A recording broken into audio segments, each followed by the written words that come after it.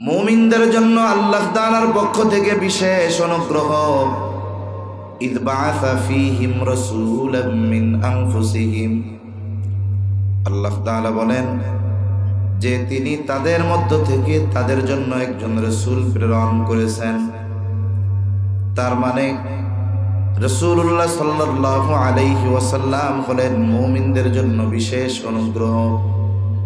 শুধু তাই না, যদিও মুমিনদের জন্য নবীজি বিশেষ অনুগ্রহ, কিন্তু এই আয়াতের তাফসীরের মধ্যে আসছে যে তিনি যদিও মুমিনদের জন্য বিশেষ অনুগ্রহ, কিন্তু তিনি গোটা সৃষ্টি জগতের জন্যই রহমত।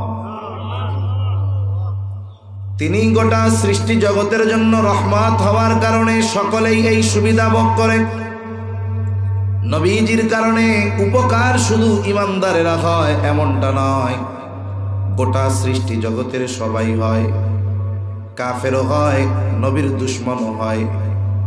এই জন্য নবীজিকে সৃষ্টি জগতের জন্য রহমত হিসাবে আল্লাহ তাআলা অভিহিত করেছেন।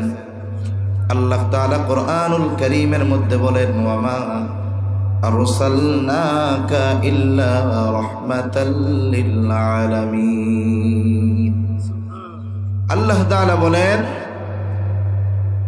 আপনাকে আমি জগৎ সমূহের জন্য রহমত হিসাবে প্রেরণ করেছি।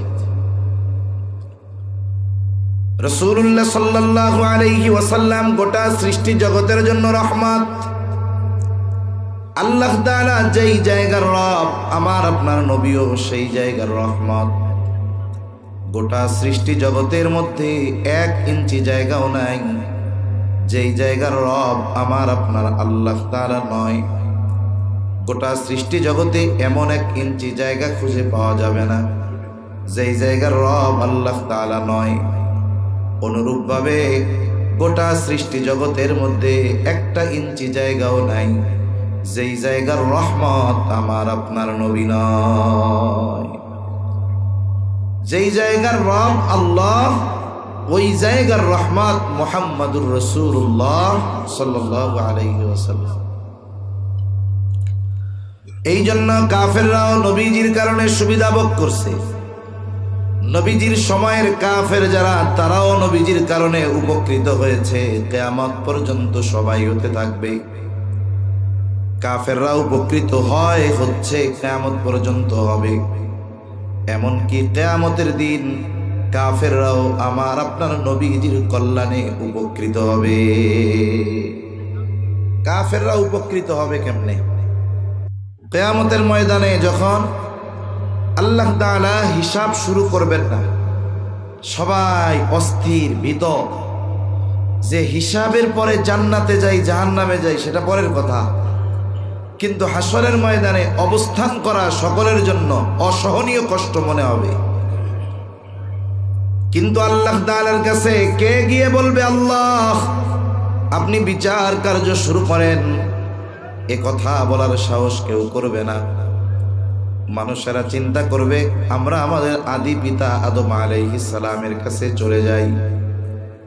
সবাই মিলে আদম আলাইহিস সালামের কাছে যাবে।